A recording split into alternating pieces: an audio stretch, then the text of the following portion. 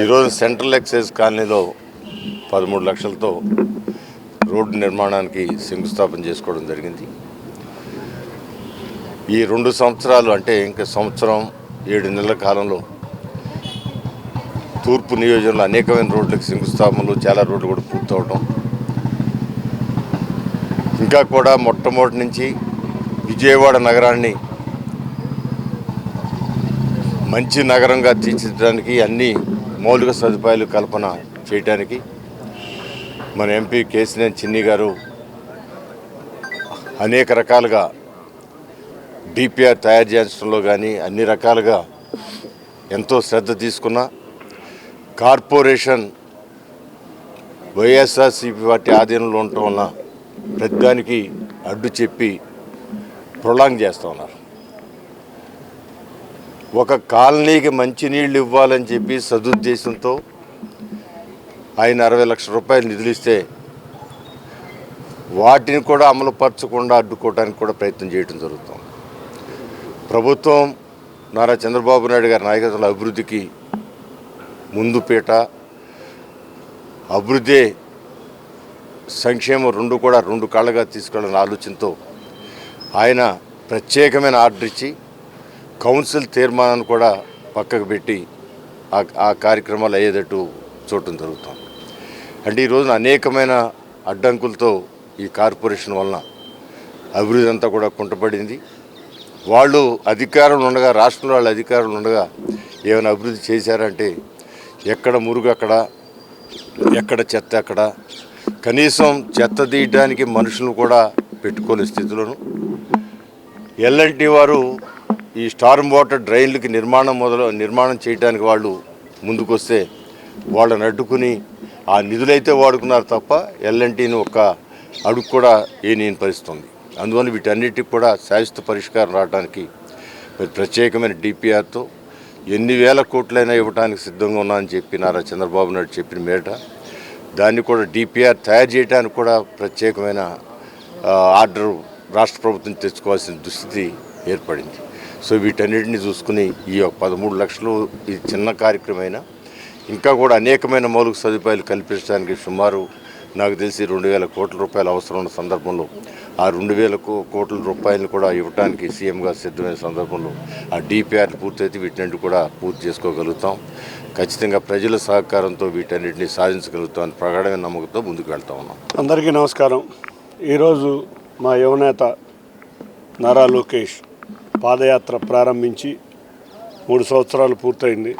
రాక్షస పాలన నుంచి రాష్ట్రాన్ని విముక్తి చేసిన ఈ పాదయాత్ర ద్వారా ఆయన రాష్ట్రం మొత్తం నలుమూలలా తిరిగి రాష్ట్రంలో ఉన్న సమస్యలను తెలుసుకుని ఇవాళ రాష్ట్ర సమస్యలు పరిష్కరించడంలో ఆయన నిరంతరం చేస్తున్న కృషికి మేము విజయవాడ వాసుల తరపున ధన్యవాదాలు తెలుపుకుంటున్నాం.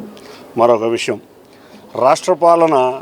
రాక్షస పాలన రాష్ట్రంలో పోయిందే కానీ కార్పొరేషన్లో పోలేదు. ఎందుకంటే ఈ రాక్షస పాలన వల్ల మేము ఎప్పుడో గౌరవ ముఖ్యమంత్రి నారా చంద్రబాబు నాయుడు గారు మా ఎమ్మెల్యేలందరినీ కూర్చోబెట్టుకుని ఒకటే మాట చెప్పారు, విజయవాడ రేపు రాబోయే అమరావతి ప్రాంతంలో భాగమైన ఈ విజయవాడ మళ్ళీ కొత్త సుందర నగరంగా తయారవ్వాలి, మీకు ఎక్కడికక్కడ నీళ్లు ఆగుతున్నాయి, మొత్తం వీటిని పరిష్కరిద్దామని వారు చెప్పిన వెంబట మేము కార్పొరేషన్ అధికారులతో సంప్రదించి కార్పొరేషన్లో డిపిఆర్లు రెడీ చేయమని మేము సంవత్సర కాలం నుంచి కోరుతుంటే డిపిఆర్లు ప్రవేశపెట్టి ఏదైతే మంచినీళ్ళు, రోడ్లు, అంతేకాకుండా డ్రైనేజ్ సమస్యలు ఉన్న డిపిఆర్ రెడీ చేయడానికి కూడా వాళ్ళ కౌన్సిల్ రిజెక్ట్ చేసింది. అయినా కూడా మేము ఆ రోజు రిజెక్ట్ చేసిన సాయంత్రమే రాష్ట్ర ప్రభుత్వానికి దగ్గర తీసుకెళ్ళి దాన్ని జీవో చేపించి డిపిఆర్ రెడీ చేస్తున్నాం. ఈ నెలాఖరు కల్లా విజయవాడకు సంబంధించి స్ట్రాంగ్ వాటర్ కానీ, డ్రైనేజ్ కానీ, డ్రింకింగ్ వాటర్ కానీ 31వ తారీఖు లోపల డిపిఆర్ మా చేతికి అందుతుంది. కన్సల్టెన్సీ 31వ తారీఖు కల్లా ఇస్తానని చెప్పారు. ఆ డిపిఆర్ రాగానే ఇప్పుడు కొన్ని చిన్న సమస్యలు అయితే మా కార్పొరేటర్ సాంబశివరావు గారు ఈ డివిజన్లో బ్రహ్మాండంగా పనిచేసి చాలా మట్టుకి రోడ్లు వేయించారు. కార్పొరేషన్లో నిరంతరం పోట్లాడాల్సి వస్తుంది. పెద్ద సమస్యలు ఉన్నాయి. వీటిలన్నిటికీ డిపిఆర్ రాగానే శాశ్వత పరిష్కారం వస్తుంది. అంతేకాకుండా నేషనల్ హైవేస్తో కూడా మాట్లాడటం జరిగింది. రాణిగారి తోట దగ్గర ఒక అండర్ పాస్ ఆల్రెడీ టెండర్ వేశారు. అంతేకాకుండా గౌరవ ఎమ్మెల్యే గారు అయితే ఇంకో అండర్ పాసు బెన్ సర్కిల్ నుంచి పండిట్ నెహ్రూ బస్టాండ్ దాకా కూడా ఫ్లైఓవర్ కావాలని అడుగుతున్నారు. ఈ బడ్జెట్ సమావేశాల్లో రేపు నుంచి కేంద్రంలో బడ్జెట్ సమావేశాలు ప్రారంభమవుతాయి. ఈ బడ్జెట్ సమావేశాల లోపల విజయవాడకి సంబంధించిన నేషనల్ హైవేస్ కానీ రైల్వేస్ కానీ అన్నీ ఒక కొలిక్కి వస్తాయి. మేము ఇక్కడ డిపిఆర్ రెడీ అవ్వగానే అందరం ఎమ్మెల్యేలు కూడా అందరం కలిసి వెళ్ళి ముఖ్యమంత్రి గారి దగ్గర తీసుకువెళ్ళి 3,000 కోట్లు సుమారు 2,000 నుంచి 3,000 కోట్ల మధ్యలో అవసరమవుతాయి. అది తీసుకొచ్చి 2 సంవత్సరాల లోపు ఎక్కడా కూడా వర్షపు నీరు నిలవకుండా, డ్రైనేజ్ ఇబ్బంది లేకుండా, రోడ్లు ఇబ్బంది లేకుండా కృషి చేస్తామని అందరికీ తెలియజేసుకుంటారు. రేపు రాబోయే గ్రేటర్ విజయవాడలో భాగమైన ఇప్పుడు విజయవాడలో గ్రేటర్ విజయవాడ అయ్యే లోపల ఇప్పుడున్న విజయవాడకి సమస్యలు పరిష్కరిస్తే మళ్ళీ గ్రేటర్ సమస్యలు అన్నీ వస్తాయి. కాబట్టి అర్జెంటుగా ఈ సంవత్సరంన్నర 2 సంవత్సరాల లోపు తప్పకుండా పరిష్కరిస్తామని తెలియజేసుకుంటున్నాను. థ్యాంక్ యూ, ధన్యవాదాలు. విజయవాడ నగరం గ్రేటర్ విజయవాడగా రూపొందించాలని చెప్పి విజయవాడ నగర చుట్టుపక్కల ప్రజల యొక్క చిరకాల కోరిక. ఆ కోరిక మేరకు మరి ఎన్డీఏ కూటమిలో ఉన్నటువంటి ఎన్టీఆర్ జిల్లా ఎమ్మెల్యేలు ఎంపీలు అందరూ కూడా మరి ముందుకెళ్తా ఉన్నారు. దానికి చంద్రబాబు నాయుడు గారు కూడా సుముఖత వ్యక్తం చేశారు. ఈ గ్రేటర్ విజయవాడ అవ్వాలని చెప్పి మరి మన విజయవాడ పార్లమెంట్ సభ్యులు శ్రీ కేశినేని శివనాథ్ చిన్ని గారు పట్టుదలగా కూడా పనిచేస్తూ ఉన్నారు. భవిష్యత్తులో గ్రేటర్ విజయవాడకు కావాల్సినటువంటి డిపిఆర్లు రెడీ చేయాలని చెప్పి, డ్రైన్స్ కానివ్వండి, లింక్ రోడ్లు కానివ్వండి, బ్రిడ్జెస్ కానివ్వండి అని చెప్పి మరి నగరపాలక సంస్థకి డిపిఆర్ రిపోర్ట్ చేయమని వచ్చినప్పటికి కూడా ఇప్పటివరకు కూడా డిపిఆర్ తయారు చేయడంలో కూడా ముందుకెళ్ళట్లేదు. విజయవాడ నగరపాలక సంస్థలో వైఎస్ఆర్సీపీ అధికారం చేపట్టినప్పటి నుండి ఇప్పటి వరకు కూడా అడుగడుగున అడ్డంకులు, అభివృద్ధికి ఆటంకాలు కల్పిస్తూ కూడా ముందుకెళ్తా ఉన్నారు.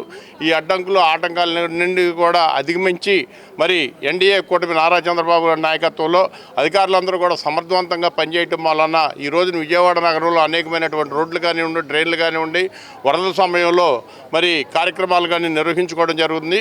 ఇకనైనా సరే నగరపాలక సంస్థ వైఎస్ఆర్సీపీ పాలకపక్ష వాళ్ళు బుద్ధి మార్చుకొని ఆ డిపిఆర్లతో అడ్డుపడకుండా త్వరగా ఆ డిపిఆర్లు రెడీ చేయాలని చెప్పి కూడా తెలియజేస్తున్నాం.